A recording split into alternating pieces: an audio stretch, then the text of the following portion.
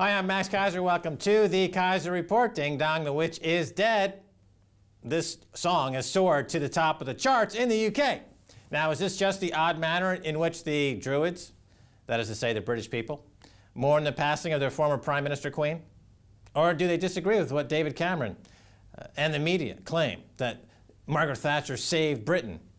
Now, to me, I see that Margaret Thatcher, what she did is bequeath to the population a dream much more honest than the American one.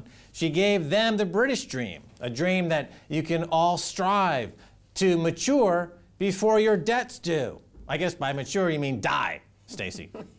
Yeah, you want to die before your debts catch up to you. That's the only thing, is like extend and pretend. This is the entire global economy. This is what she bequeathed to the world. And that's what we're seeing. We're trying to outrun these debts. And for this, I wore this Financial Apocalypse t-shirt in honor of her death.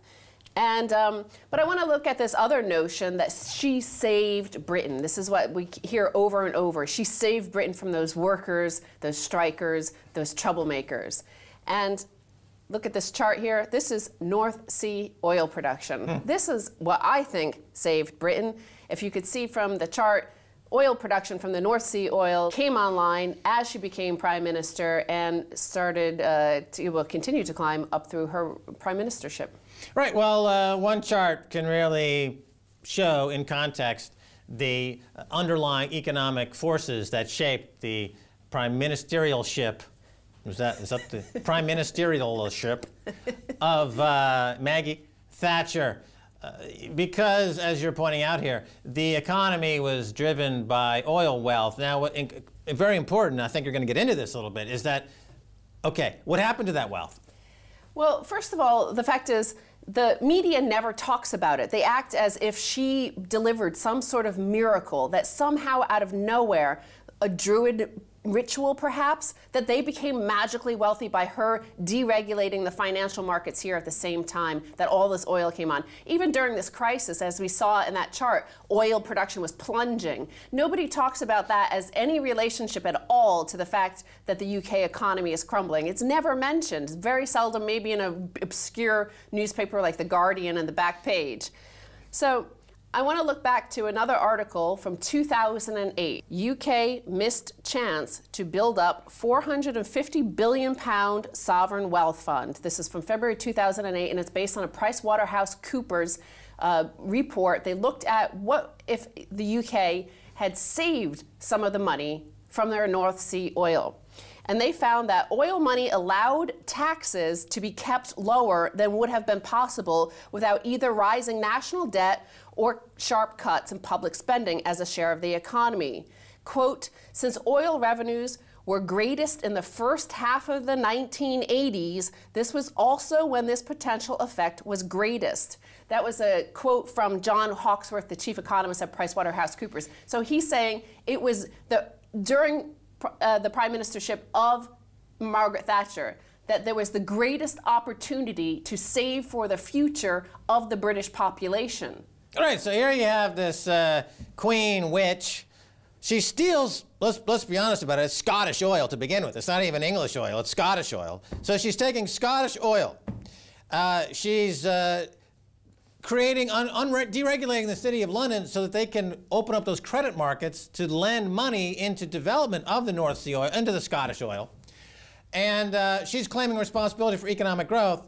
And concurrently, she's not doing what Norway did. She's not putting billions or hundreds of billions of dollars into a sovereign wealth fund. No, she's allowing interest rates and she's allowing taxes to be cut to finance housing speculation. Now that the North Sea oil, the Scottish oil is running out, you have the economy in collapse, housing is in collapse, there's no room for people to live in London because it's only open for foreign oil drillers and oil speculators. There's nobody here who's actually English anymore that lives in London. So it was a catastrophe. Now, I say, and I've said this for years, the only thing good about it is that there was enough gumption on the street for bands to start singing protest songs, and, you know, this fed into the punk rock revolution, the greatest thing since Elvis Presley. So that was really the only thing. I mean, long after Maggie Thatcher's forgotten, and that'll be about another 3 days after the, Telegraph stops crying, Never Mind the Bollocks will still be a classic. Now, PricewaterhouseCoopers said oil revenues rose from almost nothing in the mid-70s, that's when she became head of the Conservative Party, to be worth over 3% of GDP, about $45 billion in current money, at their peak in 1984 to 85.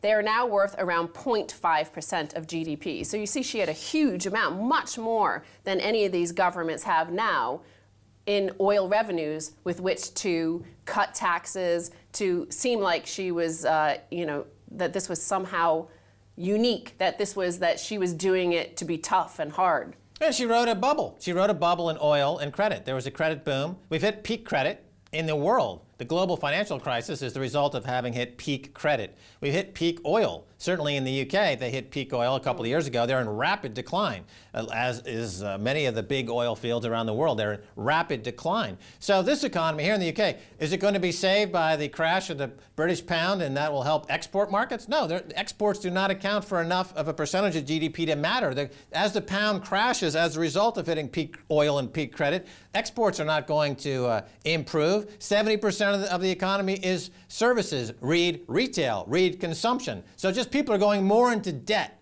to feed a bogus GDP that's crashing, and the government is too lame to tell the people the truth that because of peak oil and peak credit, this economy is totally screwed, and without a radical transformation, the standard of living in Britain is going to crash. So, well, peak oil came first, because if you look around the city of London, you see a lot of build. And who owns all these properties? Well, it's not this neoliberal notion that you could just become a genius and, you know, there are very few Googles of the world.